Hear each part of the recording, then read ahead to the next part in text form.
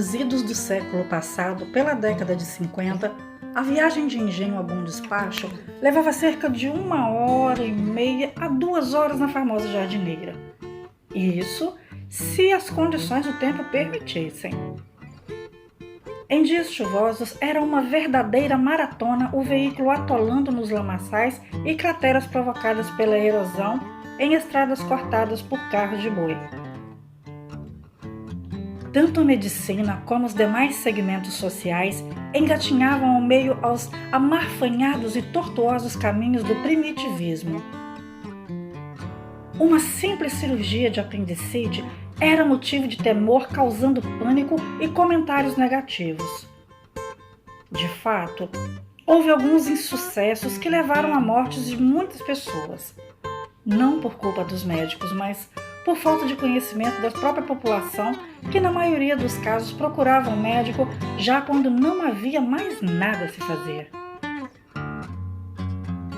Acometida por uma crise aguda, a minha mãe teve que se submeter a uma operação, como dizia o linguajar da época. A sua irmã mais velha, a minha tia, uma mulher de fibra, a acompanhou durante o período de convalescência. Esta tia e eu permanecemos por 3 semanas hospedadas em uma casa mantida na cidade por meu avô para essas ocasiões. Enquanto isso, as minhas 3 irmãs e 2 irmãos abaixo de mim ficaram na casa da tia sendo cuidados pelas primas que já eram adultas. Bom Despacho, na época, era uma pequena cidade com características de aldeia, sem nenhuma poluição sonora, onde reinava paz e tranquilidade. Lembro-me bem de embrulhos de pães nas janelas das residências, deixadas pelos padeiros que faziam as entregas em domicílios pelas madrugadas. Muitos moradores mantinham pregos nas janelas, na maioria de madeira, onde os embrulhos amarrados de cordão eram dependurados. O ranger das carroças e o canto dolente dos carros de boi, abastecendo as residências de lenha a ser consumida pelos seus fogões, faziam parte da musicalidade do ambiente, misturando-se com os gritos dos jornaleiros, verdureiros, leiteiros e outros tantos similares que propagavam seus produtos pelas ruas, em sua maioria crianças como eu, que na época tinham entre 8 e 9 anos de idade. Um cenário sadio e acolhedor, onde nem mesmo a palavra droga era conhecida. Após uma temporada internada na Santa Casa, mamãe teve alta e retornamos ao engenho. Encontramos minhas irmãs e as primas apavoradas.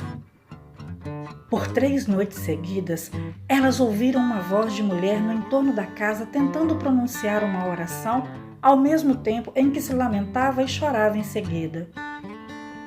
Contou ao meu tio. Ele zombou, dizendo que deveria ser os gatos que estavam namorando durante a noite. Na noite seguinte, enquanto todos dormiam, foi a vez dele ouvir os lamentos implorando perdão. Assim que a minha mãe tomou conhecimento do fato, disse logo à tia saber de quem se tratava. Era uma idosa que havia falecido fazia pouco tempo. Em vida, tivera ela língua solta e comentava sempre a moral da vida alheia. Falou coisas absurdas e infundadas da tia injustamente. Você deve perdoá-la, porque com certeza é ela e está precisando do seu perdão, assim afirmou a minha mãe. Que nada, isso é impressão das meninas e de meu marido, deve ser medo, apenas isso. A noite seguinte, em sua residência, todos dormindo, menos ela. Lá pelas tantas, já de madrugada, começou no entorno da casa os lamentos e pedidos de perdão, misturando com oração e choro. Eis que, de repente, a voz já dentro da sala rezava e pedia perdão. De seu quarto, a tia, com muita coragem, perguntou se era tal pessoa, e ela respondeu que sim e que precisava de seu perdão. Pode ir em paz você, embora eu não saiba do que se trata, mas tem meu perdão e vá para onde Deus determinar. E assim, A claridade morteira, azulada que, segundo a tia, alumiava toda a residência, deu lugar à escuridão silenciando o ambiente.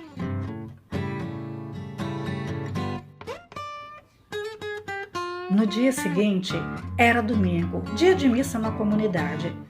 E após a missa, como de costume, reunida com os irmãos na casa de minha avó materna, a tia comentou o fato ocorrido.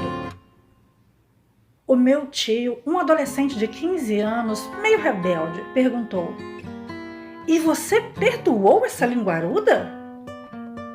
"Perdoei sim. Não é isso que Jesus ensinou?" "Ah, eu não a perdoaria. Quando se está viva, fica por aí com uma língua de 1,5 m falando o que não deve, levantando falso nos outros. Agora que se queime no quinto dos infernos."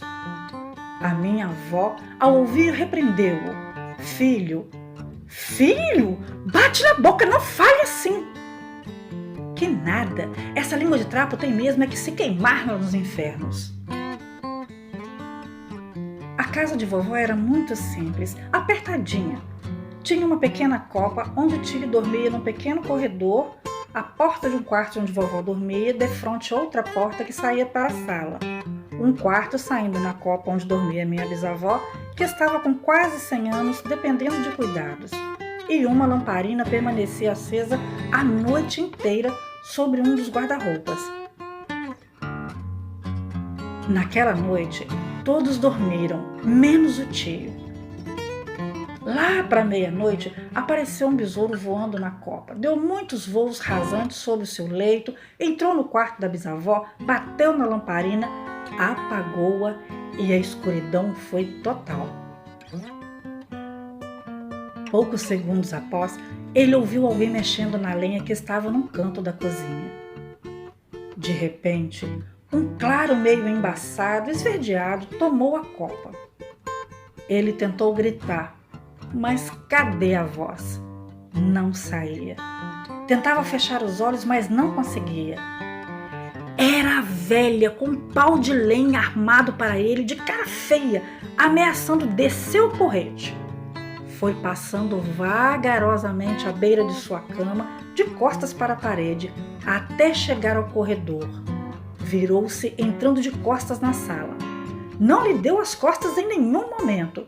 E quando sumiu no corredor, a escuridão foi total. Ele soltou um berro que acordou vó, bisavó e a todos que dormiam, inclusive os vizinhos da casa ao lado. Uma moça que cuidava da bisavó teve que trocar com ele a cama o resto da noite e muitas outras dormiram no quarto de sua mãe, aos seus pés. Foi uma boa lição para sua rebeldia.